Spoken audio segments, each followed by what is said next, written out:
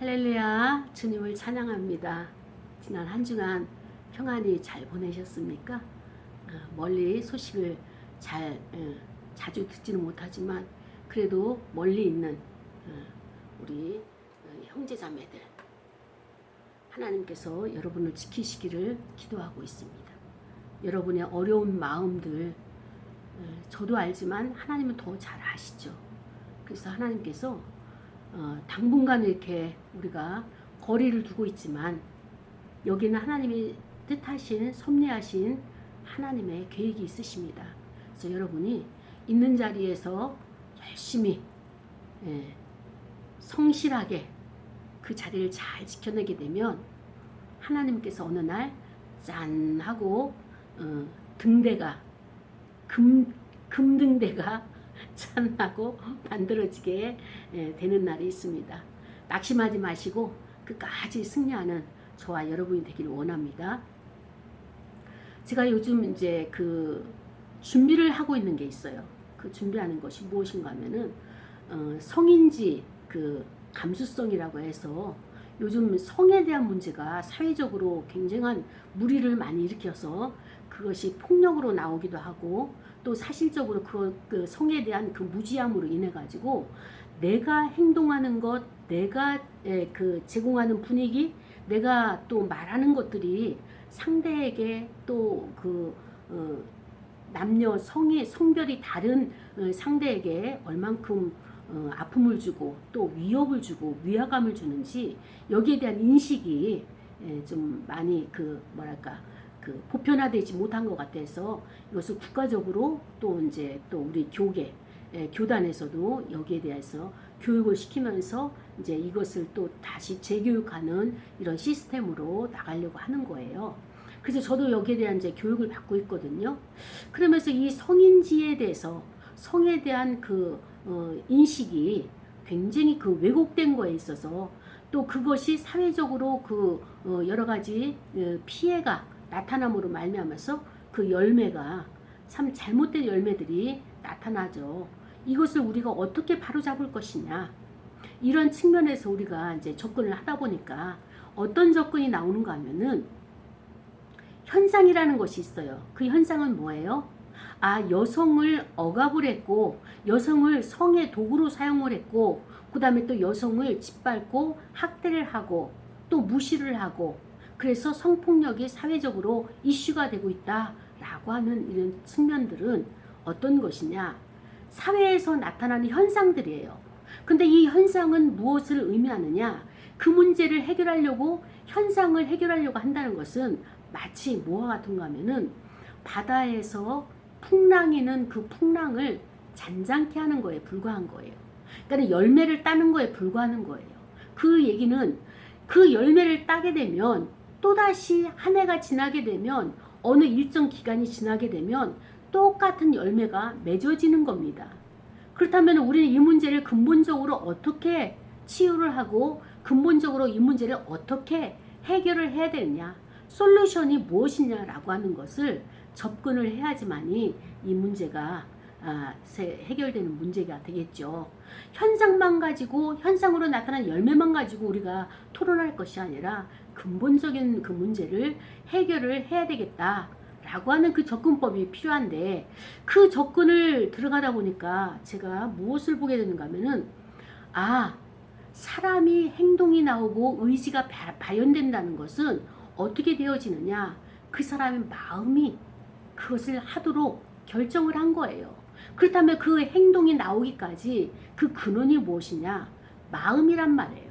그래서 사람의 마음이 성경에서는 어떻게 표현하고 있을까라고 하는 것이 궁금해졌습니다. 그래서 제가 성경에서 사람의 마음을 표현한 것이 오늘 본문에 무엇이냐? 예레미야 17장 9절부터 10절까지 이 말씀이에요. 또 거기서 신약에서는 마태복음 15장 18절서부터 19절까지 말씀이 바로 인간의 마음에 대해서 성경은 어떻게 표현하고 있느냐 여기에 대해서 우리가 깊이 들어가기를 원합니다. 그래서 오늘 저희 설교의 제목은 나는 복음의 치유자요 라고 하는 제목으로 우리가 함께 이 말씀을 상고합시다. 그래서 나는 복음의 치유자요 라고 하는 것은 그 이후에 굉장히 나는 그리스도께서 에고 에임이라고 하는 나는 선한 목자다, 나는 양의 문이다 하는 것처럼 나는 그리스도로 인해 가지고 복음의 치유자로 부름받았어요. 그렇다면 나는 복음의 치유자뿐만 아니라 그 이외에 하나님의 일꾼으로, 하나님의 종으로, 주 그리스도의 제자로 여러 가지 우리가 사역의 그 신앙의 정체성, 또 그리스도의 안에 있는 이런 정체성을 내가 어떻게 표현하고 어떻게 사역에 담아내고, 그 다음에 일상적인 사회생활에서, 조직에서, 가정 구성원에서, 교회 조직 가운데, 공동체 가운데 내가 어떻게 드러내야 될 것이냐, 여기에 대해서 우리가 함께 나누기를 원합니다. 예레미야가 하나님 앞에 눈물의 기도를 많이 하는 거예요. 왜냐하면 하나님은 심판하겠다. 하나님은 이제 그 바벨론으로 그들을 데려가겠다. 그래서 그곳에서 식민지 생활을 할 것이다. 노예로 전락할 것이다. 라고 하면서 앞으로 되어질 일들을 계속적으로 하나님은 말씀해 주시는 거예요. 그럴 때 이 유다 백성을 자기의 그 민족을 사랑하는 예레미야 입장에서는 아무리 외쳐도 이 백성들이 돌아오질 않고, 내가 뭘 어때서, 내가 무슨 죄를 졌다고, 어떻게 하라고, 이 상황에서 내가 이렇게 최선을 다하면 되지, 예배 드리면 되지, 이보다 더 어떻게 더 잘할 수 있느냐 라고 하면서 예레미야의 마음을 힘들게 하는 거예요. 또 하나님께서는 끊임없이 예레미야에게 내 마음이 심히 아프다, 내 눈에서 눈물이 마를 날이 없다, 그러면서 이 백성들이 나를 버렸고 나를 거절하고 거부하고 세상으로 나간다, 다른 우상을 섬기고 있다, 그 마음을 다른 데 빼앗기고 나에게 올 때는 겉모습만 오지, 위장되고 위선된 모습만 가지고 오지 실질적으로 그 마음을 나에게 주지 않고 있다. 하나님은 하나님 편에서 그 서운함과 섭섭함을, 그래서 내가 이들에게 줄 것은 그들이 깨달을 수 있도록, 깨닫고 다시 나에게 돌아올 수 있도록 환경을 내가 조성할 것이다. 그것이 바벨론의 식민지로 끌려가는, 종살이로 끌려가는, 바벨론이 이 나라를, 이 땅을 정복하는 그런 과정을 허락할 것이다 라고 예레미야에게 계속 하나님께서 말씀을 주시죠. 그때 예레미야가 발견한 것이 오늘 본문인 거예요. 만물보다 거짓되고 심히 부패한 것은 마음이라. 누가 능히 이를 알리오마는 나 여호와는 심장을 살피며 폐부를 시험하고 또 각각 그의 행위와 그의 행실대로 보응을 하나니, 그래서 불의로 치부하는 자는 자고새가 낳지 않는 알을 품음과 같아서 그의 중년에 그것이 떠나겠고 그 새가 떠나겠고 마침내는 그는 어리석은 자가 되리라. 이 하나님의 말씀을 깨닫게 된 거예요. 날마다 눈에 진물이 나도록 백성들을 향해서 외치고 돌아서서 울고, 하나님을 향해서 하나님이여 우리를 긍휼히 여기소서, 우리에게 자비를 베푸소서, 은혜를 베푸소서, 이렇게 하나님 앞에 통곡을 하며 사정을 하는 그 예레미야에게 어느 날, 이 백성이 왜 그렇게 말씀을 선포해도 듣지를 못하고 왜곡된 길로 나가고 어그러진 길로 가고 자기의 마음대로 저렇게 살아가는가 봤더니, 그 근원은, 행동의 근원은 마음이더라. 이것을 하나님의 말씀을 주심으로 인해서 깨닫게 되는 거예요. 그러면서 인간의 마음은 거짓되다. 하나님은 진실이고 하나님은 선인데 인간의 마음의 근본은 무엇이에요?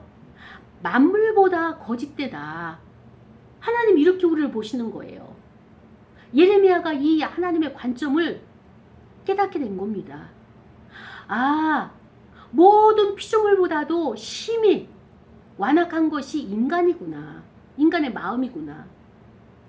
아무리 타락하고 이 세상이 그 오존층이 파괴되고 모든 것이 악이 득세한 이 세상의 만물이라 할지라도 인간의 사악한 마음, 땅과는 비교할 수 없도록 이 땅이 부패하고 변질되고 많은 피조세계가 이렇게 파괴됐다 할지라도 모든 층이 먹이사슬이 파괴되어서 인간의 먹거리가 악을 먹고 먹지 말아야 될 그것을 갖다가 우리가 먹을 수밖에 없는 이 시대라 할지라도 사람의 마음은 근본적으로 처음부터 거짓되었구나.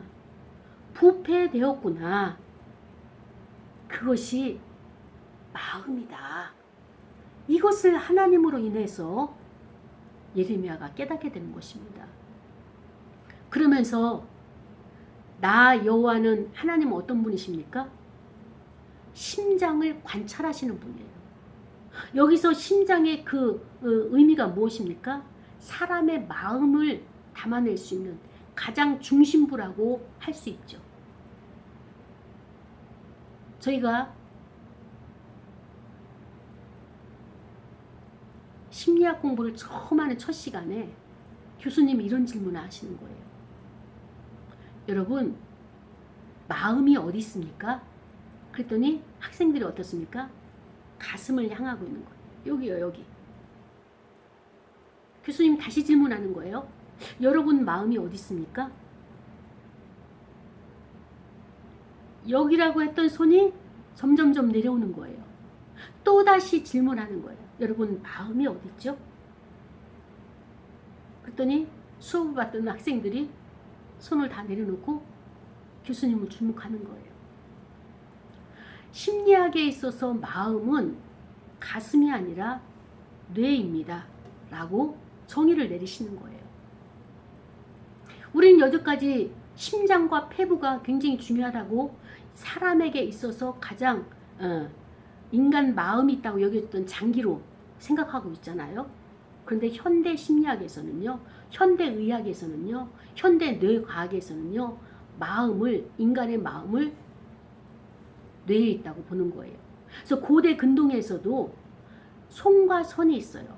우리의 영혼이 어디 있느냐? 위로 직각으로 내려가고 귀 이 위에서 직각으로 가면은 만나는 곳이 있어요. 이것이 손과 선인데 거기에 영혼이 담겨져 있다고 그 고대 근동에 있는 의학자들, 그때 당시 의학자들은 그렇게 현인들은 그렇게 말을 기록하고 있습니다. 오늘날로 말한다면, 오늘날의 의학으로 말한다면 귀와 위에서 내려오는 그 만나는 지점이 어디냐면 기저핵이에요. 의학 용어로는 기저핵인데 이 뇌의 기저핵에 우리의 생각과 의지와 이 모든 것이 다 담겨져 있다는 거예요. 근데 오늘 예레미야를 통해서 하나님이 말씀하시는 것은 무엇이냐? 하나님은 심장을 살피시는, 관찰하시는 하나님이시다. 그러니까 심장이 우리가 생각하는 왼쪽에 있는 이 심장을 말하는 것도 있겠지만 또 무엇이에요? 우리가 생각하는 것, 우리가 가지고 있는 모든 감정들, 그 다음에 의지, 이런 기능들을 하는 곳을 말하고 있죠. 그리고 폐부를 시험하시고, 여기는 폐부가 무엇입니까? 폐의 기능이 감정을 가지고 있기 때문에 이렇게 추정하고 있는데, 오늘날로 말한다면 어때요? 우리의 뇌의 모든 생각과 감정들을 하나님께서 지금 시험하고 계시다는 거예요. 그리고 그 생각과 감정들을 통하여 가지고 그가 행동하는 것, 그의 행실들, 그러니까는 너의 행위와 너의 행실을 내가 그대로 보응한다, 이렇게 말씀하시는 거예요. 민수기에서도 여호와 하나님께서 이스라엘 백성들에게 모세를 통해서 이렇게 말씀하시잖아요. 너가 말하는 그대로, 너의 말이 내 귀에 들리는 그대로 내가 그대로 보응하겠다, 내가 그대로 시행하겠다 말씀을 하시잖아요. 그러니까 하나님은 우리에게 주시는 환경을 어떻게 하시느냐? 내가 생각하고 기능하고 내 감정을 통해서 말하는 것, 쏟아놓는 그것을 하나님은 그대로 해주시겠다는 거예요.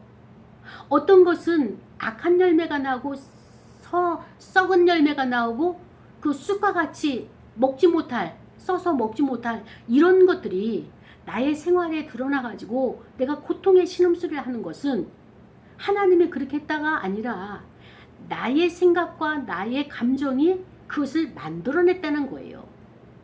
창조해냈다는 거예요.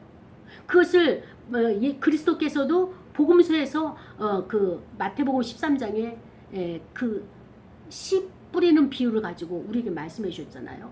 그러니까 우리가 말하는 것은 우리의 생각은, 우리의 감정은, 우리의 의지는 그 씨와 같은 거예요. 그래서 우리 마음의 토양에 심겨지게 되면 그것이 이렇게 나의 인생을 창조해내고 있다는 것을 말씀해 주고 있죠. 그런데 마태복음 15장 18절과 19절에서 보면은 입에서 나오는 것들은 마음에서 나온다. 주님께서, 그리스도께서 우리에게 가르쳐 주신 거예요. 이거야말로 사람을 더럽게 한다. 그러니까 그리스도도 인간의 마음이 심히 부패하고 거짓된 것을 알았어요. 그렇기 때문에 손을 씻지 않고 먹는 것이 더러운 것이 아니라 사람의 마음속에서 나오는 말, 언어가 심히 악하다. 근데 사람의 마음속에서 나오는 것이 뭐냐? 악한 생각이 나온다는 거예요. 이 악한 생각이 뭡니까? 방탕한 생각들이 나온다는 거예요. 부패하고 변질된 생각들이 나온다는 거예요. 그 다음에 살인, 남을 죽이는 것, 미워하는 것, 또 간음과 음탕과 음란과 도둑질과 거짓 증언과 비방이다.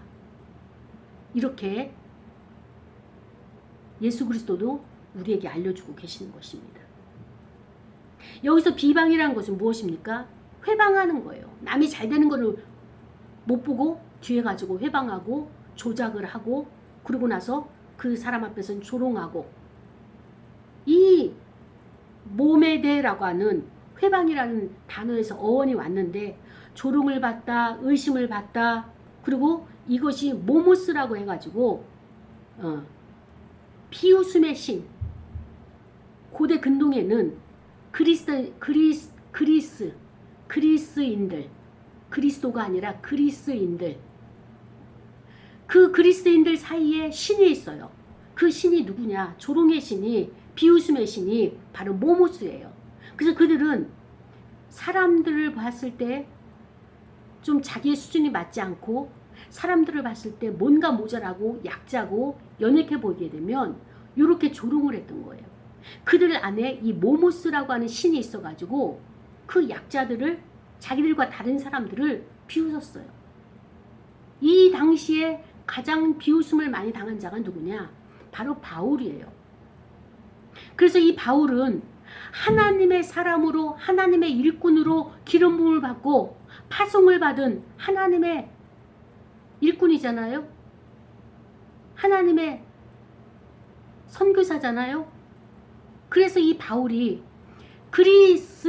그리스인들에게, 그 복음을 전파할 이방인들에게 책 잡히지 않으려고 책망을, 비웃음을 사지 않기 위해서 부단한 노력을 한 거예요. 그러면서 이 바울은 이 자기의 그 현재의 상황을 이 말씀을 통하여서 내가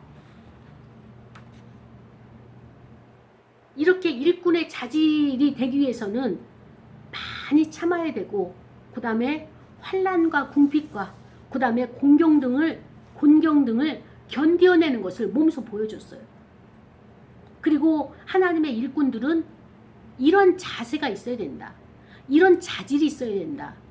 그것이 먼저가 순결해야 되고, 그 다음에 또 지식이 있어야 되고, 인내할 줄 알아야 되고, 그 다음에 친절해야 되고, 성령의 감화가 있어야 되고, 또 거짓이 없는 사랑으로 꾸준하게 그것을 이어가야 되고, 하나님의 진리의 말씀을 선포할 수 있고 담아내야 되고, 그리고 하나님의 능력 있는 사람이 하나님의 일꾼이 되어야 된다라고 그렇게 말하고 있습니다. 왜 그래야 되느냐? 우리는, 사도 바울이 말하는 거예요. 저와 여러분은 하나님의 화목한 일꾼으로 부름을 받았기 때문이죠. 우리는 어디를 가나 화목제물이 돼야 되는 거예요. 왜? 그리스도께서 화목제물 되셨기 때문에 그가 남은 고난을 우리에게 분부하셨잖아요. 그는 이 땅에 있을 때 화목제물로 어디를 가든지 스스로가 제물 되신 거예요. 어린 양이 되신 거예요. 그것처럼 우리도 그리스도의 제자는 우리도 그렇게 화목제물로 쓰임받기 위해서 나 스스로가 깨끗해야 된다. 정결해야 된다. 라고 하는 것이 일꾼이 갖춰야 될 자세라고 사도 바울이 이야기를 하죠. 그리고 우리는 스스로를 낮추는 동시에 이 인격이 고매한 정신을 가지고 아름다운 인격, 인품을 가지고 그리고 이 복음을 전하는 그런 자로 우리가 세워져야지 세상의 사람들이 우리를 조롱하지 않는다. 비방하지 않는다. 세상 사람들을 우리가 눈치를 보는 것이 아니라 그들의 비율을 맞추자고 하는 것이 아니라 우리가 잘못되고 그리스도의 일꾼으로서 하나님의 사명을 가진 자로서 이것이 인격이 제대로 갖춰지지 않게 되면 그들을 실족하게 한다. 실족하게 한다는 것은 바로 무엇이냐? 한 영혼을 구원하여서 하나님의 품에 안겨야 돼. 그들이 돌아오지 아니하고 예수를 믿고 구원을 받는 그 반열에서 돌이켜서 죄의 자리로 저들이 빠지게 된다. 다시는 돌아오지 않는다. 그래서 우리는 생명을 얻기 위해서라도 목회자인 저와 여러분, 그리스도인 저와 여러분, 성도인 저와 여러분이 말 한마디, 행동 하나를 조심해야 된다라고 사도 바울은 끊임없이 서신서에서 제자들에게 또 각 교회들에게 지교회에게 이렇게 말하고 있는 것입니다. 우리는 인내를 해야 된다. 하나님의 일꾼으로서. 근데 그 인내를 왜 해야 되느냐? 하나님의 영광을 위해서 인내를 하는 것이다. 어떤 사람은 참아내는 것을 남보다 잘하는 사람이 있다. 그래서 참기를 잘한다. 근데 우리가 참는다고 될 문제가 아니라 인내하고 참는다는 것은 하나님의 사역을 위해서 복음 전파를 위해서 하나님께서 우리에게 분부하신 영혼 사랑을 위해서 이 사역을 감당하기 위해서 인내하고 견뎌내는 것인데 사람의 힘으로 견딘다 하면 자기 의가 반드시 나타나게 된다. 그래서 이것이 아니라 내 안에 있는 그리스도께서 내 안에 있는 성령께서 이겨낼 수 있도록 인내할 수 있도록 그분으로부터 나온 하나님으로부터 나온 그 인내가 우리에게 있어져야 된다라고 사도 바울은 말하고 있는 것입니다. 단순히 참는 게 아니에요. 이것이 그리스도인으로서 어려운 것이죠. 세상 사람들은 직장에서 일하는 이방인들이나 믿지 않는 사람들을 보게 되면 어떻습니까?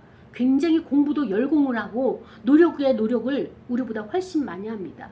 참는 것도 잘해요. 출세를 위해서 자기 목적, 그 목표 지향을 위해서는 잘하죠. 그런데 우리는 거기에 비해서 연약해요. 부족해요.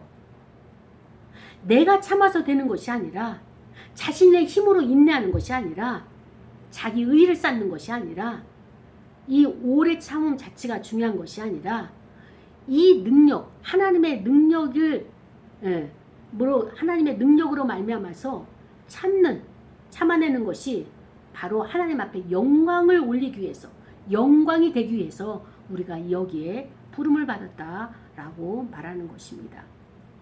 사도 바울만큼 사역을 한 데 있어서 어려움 당한 사도가 없죠. 거의 드물죠. 줄이는 것, 환난을 당한 것, 궁핍함을 또 40에 하나 감한 매를 5번이나 맞는 것. 환경은 그를 계속적으로 몰아붙이고 죽이려고 하고 광줄에 달아서 도망가기도 하고 아주 처참하고 배고프고 그 말할 수 없는 모욕과 조롱을 받으면서 글은 잘 쓰는 것 같으나 말에는 어눌하고 제대로 전달하지 못하는 심지어는 그를 추종하는 사람들로부터도 이렇게 그가 많은 비난을 받았던 이 사도 바울. 그러나 그는 하나님의 영광이 된다면 이 모든 것을 분토와 같이 버리겠다라고 하는 그런 담대한 선포를 통해서 끝까지 승리하는 것을 보게 되는 것입니다. 그렇습니다. 오늘 저와 여러분이 인생을 살아가면서 힘들다고 해요. 재정의 문제로 힘들고요. 그 다음에 또 인간관계에서 힘들고요. 또 조직 안에서, 직장 안에서, 사역 안에서 모든 것이 부딪혀서 가정 안에서, 교회 공동체 안에서 어느 곳 하나 쉴 곳이 없는 거예요. 안전한 폭우도 없고 어디 마음 둘 곳이 없는 거예요. 그래서 이것을 가지고 하나님 앞에 나옵니다. 하나님, 나는 이런데 저 사람이 나를 힘들게 해요. 내 안의 것을 자극을 시켜가지고 나로 하여금 괴롭게 합니다. 어떻게 해야 될까요? 이런 마음을 가지고 예배 자리에 나오죠. 또 이런 괴로움을 가지고 눈물 흘리며 기도를 하죠. 하나님께서는 이 모든 것을 다 알고 계세요. 다 보고 계세요. 그러면 하나님은 어떻게 역사하시는지 우리가 한번 봅시다. 예수님이 이 땅에서의 인간이 겪을 수 있는 모든 고난과 고통은 다 겪으신 분이에요. 예수님은 그렇기 때문에 하나님께서 만물 위에, 만유의 주로, 만주의 주로 그를 세우신 거예요. 하나님은 예수 그리스도를 통하여서 하나님의 일을 행하시는 분이에요. 자, 그렇다면 예수님이 이 땅에서 하나님의 사역을 감당할 때 흔들렸나요?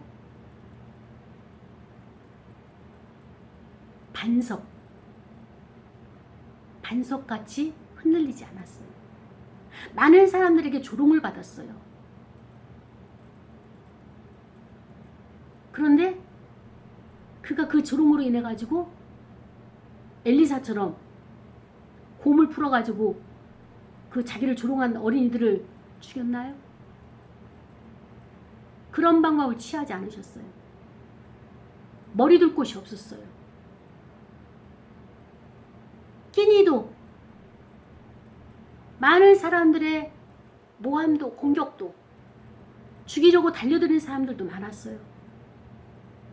그때 예수님의 문제를 해결하는 방법이 무엇이냐? 겟셋마네 동산에 가서 기도하시는 거였어요. 하나님, 아버지, 할 수만 있거든 이것을 지나가게 하옵소서. 그도 인간의 성정을 가지셨기 때문에 견딜 수 없어서 이런 기도까지 하셨어요. 그러나 그분은 그 많은 고난을 당하시고 그 많은 고통과 사람들로부터 멸시를 당했지만 그 많은 고통과 당한 멸시를 상처로 품지 않으셨다는 거예요. 우리는 어떻습니까? 가정에서나 직장에서나 지나가는 사람들이 조금만 눈빛이 날카롭게 쳐다봐도 왜 저래? 조금만 불친절해도 이게 계속 감정으로 앙금이 남아가지고 몇 날 며칠을 그 감정 때문에 그 눈빛 때문에 고통스러워하는 내 마음에서 그것을 놓지 못하는 생각은 왔다가 지나가는 거예요. 감정은 왔다가 구름처럼 지나가는 거예요. 하나님이 천지만물을 창조하시고 모든 자연의 이치가 한 곳에 고정적으로 있는 것이 아니라 머물고 지나가고 또다시 오고, 그런데 우리의 마음은, 인간의 마음은 이것이 안 되는 거예요. 나에게 좋은 것을 주는 것은 그 기억은 금방 지나가 버려요. 은혜는 그냥 지나가 버려요. 당연히 마땅히 받아야 될 것, 하나님으로부터, 부모로부터, 나에게 관심 있는, 나를 좋아하는, 사랑하는 사람으로부터 받아야 될 것이라고 생각하고 그거는 지나가 버려요. 그러나 나에게 조금 자극을 주고 나를 각성시키는 언어나 행동이나 환경을 조성하게 되면, 책망을 받게 되면 도저히 용서할 수가 없어서 부들부들 떨면서 몇 날 며칠을 그걸 붙들고 있는 거예요. 사랑하는 여러분, 놓아주세요. 보내야 됩니다. 어디서부터 시작됩니까? 마음에서부터, 우리의 감정에서부터 이것을 가지고 풀어놔야 돼요. 우리의 문제는 이겁니다. 풀어놔야 될 것을 풀어놓지 못하고 내가 이것을 붙들고 있는 거예요. 그래서 우리에게 내 마음이 상하게 되고 내 영혼이 상하게 되는 거예요. 고통스러운 거예요. 하나님은 그리스도를 통하여서 끊임없이 나의 잔이 지나가게, 이 잔이 지나가게 해달라고 기도하신 것처럼 예수님이 어떻게 그렇게 상처를 받지 않으실 수 있을까? 마음속에서 모든 것을 아버지의 뜻대로, 하나님의 뜻대로 하나님께서 이루어 주시옵소서, 하나님께서 준행하고 계십니다. 하나님의 주권을 인정하면서 그 감정들을 다 쏟아놓은 거예요. 아픔을 주는 그 눈빛들을 다 하나님께서 알고 계시고 보고 계시고 거기에 그대로 보응하시는 그 아버지를 믿기에 예수님이 거기서 각계전투를 안 하신 거예요. 마음속의 감정의 응어리도 다 그냥 버린 겁니다. 근데 오늘날 저와 여러분이 힘들어하는 문제가 바로 이 감정의 문제인 것입니다. 초입에 우리가 성인지 감수성에 대해서 이야기를 하죠. 목회자들이 성폭행이, 그 성추행이 이 문제를 가지고 대두가 돼가지고 우리가 이렇게 이 문제를 지금 집중적으로 공부하고 강의를, 세미나를 듣고 또 연구를 하고 있는데, 왜 이 사회가 성폭행이 이렇게 난무하게 되고 성추행으로 인해서 많은 문제가 지금 미투가 발생이 되느냐. 그 심리를 보게 되면, 마음의 근원을 보게 되면요, 남성 입장에서는 친밀감이 필요한 거예요. 사역을 하다가 피곤하고 지치고 어딘가 쉼을 얻고 싶고, 그런데 그 쉼 장소를 친밀한 관계를 갖고 싶은데, 그 사랑을 받고 싶은데 그것이 없어요. 그래서 찾는 것이 누구냐? 이성을 찾게 되는 거예요. 그래서 가장 가까이에 교회 안에서 이성, 자주 만나는 이성, 그 다음에 친한 사람들 사이에서 이렇게 성추행과 성폭행이 많이 일어난다라고 하는 것이 우리가 지금 나오게 됐죠. 그렇기 때문에 목회자가 친밀감이 이 형성을 하고 싶어서 자기가 가리키고 양육하는 상대를 가지고 양을 상대로 해서 이렇게 성폭력을 한다면, 성추행을 한다면 한 영혼을 영원히 구렁텅이에 빠뜨리게 되는 거예요. 그래서 우리가 필요한 것은 내가 결핍이, 사랑이 부족해서 애정 결핍, 사랑 결핍이라서 그것을 내 영혼이 찾고 있다면 어떻습니까? 우리는 하나님 안에서, 그리스도 안에서 이 문제를 해결해야 돼야 되는 것입니다. 사랑하는 여러분, 결핍이라고 하는 것은요, 감정이에요. 감정의 정서가 허기가 진 거예요. 이 정서의 허기를 어떻게 채워야 되느냐? 복음으로 채워야 되는데 그 복음은 누구냐? 바로 예수 그리스도예요. 예수 그리스도로 그러면 이것을 어떻게 채워야 되느냐? 예수님은 어떤 분이시냐? 아버지가 없이 태어난 거예요. 성령에 의해서 태어난 거예요. 근본적으로 마음서부터 부패하고 마음서부터 그 문제가 대두가 된다면, 예수님은 이 땅에서의 34년 동안의 인생은 너무 허허롭고 외롭고 쓸쓸하고 고독하고 이것을 감당하지 못했을 거예요. 그러나 그것이 거짓이라는 것이 드러났잖아요. 예수님은 끝까지 하나님 아버지를 바라보면서 사명을 완주하신 분이에요. 그리고 예수님은 그 성육신을 통해서 이 땅에 태어났지만 온갖 고난을 다 받았어요. 심지어는 십자가에서 자기 몸의 못을 벗겨서 죽기까지 그는 온갖 고난을 다 받았는데, 그 고난을 그리스도께서는 상처로 받지 않고 그들을 원수로 생각지 않으신 거예요. 그것이 무엇이냐? 그 마음이 그렇게 하기로 결단한 것입니다. 우리는 상처받았어요. 이 문제도 해결 안 돼요. 나는 사람들을 막 피하고 있어요. 사람을 만나지 못할 정도로 마음이 아파요. 그 얘기는 뭐냐? 내가 그 마음을 붙들고 있는 거예요. 그 상처를 붙들고 있는 거예요. 예수님처럼 십자가에서 자기를 죽기까지 못 박은 그들도 예수님은 흘려보냈어요. 그러자 그리스도께서 부활을 하신 거예요. 하나님이 내 아들 예수 그리스도가 독생자가 이 나의 마음을 그대로 담아서 감당하고 있구나. 너는 다시 나의 사역을 내가 너에게 맡긴다. 그를 부활시키신 거예요. 그리고 그는 승천하셨어요. 아버지의 뜻을 받들어서 이 땅의 온 인류를, 모든 피조물을 구원하기 위해서 다시 준비하시는 그 위치로 승천하셨습니다. 그분은 다시 오실 거예요. 우리에게 끊임없이 말씀하시는 거예요. 누구를 통해서? 성령님을 통해서. 낙심하지 말아라. 염려하지 말아라. 걱정하지 말아라. 생활의 염려로 너희들이 마음을 빼앗기지 말아라. 우상에게 마음을 빼앗기지 말아라. 여호와 하나님을 잘 섬기고 예배드려라. 예배에서 하나님을 만날 것이다. 끊임없이 성령께서는 그리스도를 증언하고 계시고 우리에게 그리스도를 자꾸 생활 가운데서 나타나게, 기억나게 하시는, 조명시켜주는 성령의 사역인 것입니다. 사랑하는 여러분, 오늘날 우리의 문제는 정서의 문제예요. 마음이 상했어요. 감정이 상했어요. 그래서 하나님을 찾지도 않고 세상의 것으로, 상한 부패한 마음이 세상 것을 끌어당기고 있는 것입니다. 오늘 우리는 이 정서를 회복시키기 위해서는 어떻게 됐냐? 그리스도처럼 겟세마네 동산에 올라가서 통곡의 눈물을 흘려야 되는 거예요. 인류를 바라보시면서 죄와 죄를, 그 먹고 마시고 하는 그 영혼들의 타락한 그 심령을 안타까워하시면서 유다 백성에게 돌아오라 하더라도 내가 뭘 어쨌다고, 어떻게 더 하라고, 이만큼 신앙생활하면 됐지 얼마나 더 하라고, 담배도 피지 말라, 술도 마시지 마라. 그럼 나보고 승려처럼 살아라는 거예요? 신부처럼 생활하는 거예요? 이렇게 저에게 반문하는 성도가 있는데, 그렇습니다. 그리스도께서 사신 그 안에서 그게 복음적인 치유가 되는 것이고요. 그게 방법이에요. 근데 많은 사람들은 어렵다고 해요. 왜요?